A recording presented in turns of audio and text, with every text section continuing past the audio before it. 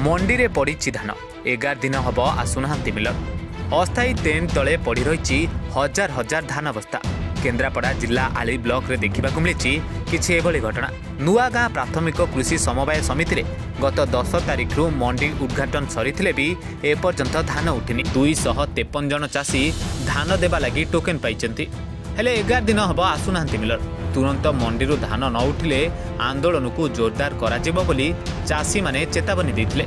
एपटे चाषी धान असुविधा जानी खूब शीघ्र मंडी धान उठा नहीं तहसीलदार प्रतिश्रुति पर धारणा उठिथिले चाषी। नाई मु ऑलरेडी मंडी नोडल ऑफिसर तो ये प्रेजेंट अच्छा क्वालिटी एनालिस्ट संगे कथा सी भी आसुचंती आ मिलर मान संगे कथा हेली जेहेतु से माने महू और भूईपुर जीपुर एवं धान उठाउचंती तो आज संध्या समय किंबा काली सकाळु से माने 100% ग्यारंटी देइछन जे धान उठिबो बोली ना आम सबू माने एवरी स्टेप्स आम नौचु एनश्योर करने कि मिलर मान सॉरी चाषी मान केमती असुविधा न हो एवं सुरखुर भाव जमती धानटा संग्रह हो। आम हूँ चाषी आज चाषी ये एकत्रित होबार कारण दीर्घ 10 दिन हो गला आमको मंडी उद्घाटन होता मात्र ए पर्यंत धान बस्ता हेले उठुना। 3-3टा डेट जाइथिले भी नबार किसी पॉसिबिलिटी आम अनुभव करिपारलु नाही।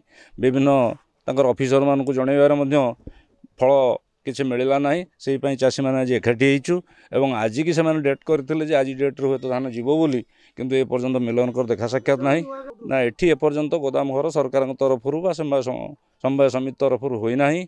एठी अस्थायी कैंप करी एठी के सेक्रेटरी आम धान को सब रखिछन्ति।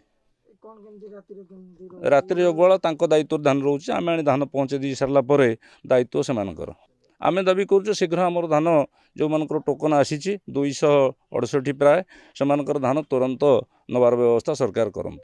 आम नुआगाँ समवाय समितिर चाषी दीर्घ 11 दिन है मंडी उद्घाटन होते एपर्यंत धान गला ना।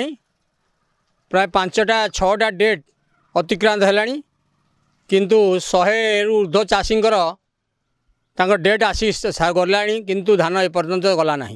धान तो ये अस्थायी पाल तले रोचे जोटा कि आमर ना शेड ना तेणु वर्षा खरा ये अवस्था धान अच्छी किंतु 11 दिन है धान पड़े भी एपर्यंत मिलर आसिले नहीं कि धान नेले ना। आम जिते बारंबार आसिक सेक्रेटरी पाखे नोडाल अफिसर पाखे कहले भी कई कर्णपात करूना। आम दाबी करुचु तुरंत आमर मंगलवार शुक्रवार रविवार बारी आज भी मंगलवार थिला कही आसो बोली एपर्यंत आसिले ना। आम दाबी करुचु तुरंत धान उठेबाई जदि नेक्स्ट बारी रे धान न उठे ताहले दुर्बार आंदोलन हम। आम संपूर्ण अचल करूँ प्रशासन कार्य को एवं अचल करूँ एवं जोर विराट आंदोलन चाषी आंदोलन गढ़ी तोड़। आज आम धारणा देचु विक्षोभ प्रदर्शन करुचु जे तुरंत आम धान जाऊ। आम ए बाबद nodal officer supervisor tehsildar BDO CSO समस्त जनईचु। आलीरू Ashwini Kumar Sahu report reporters today.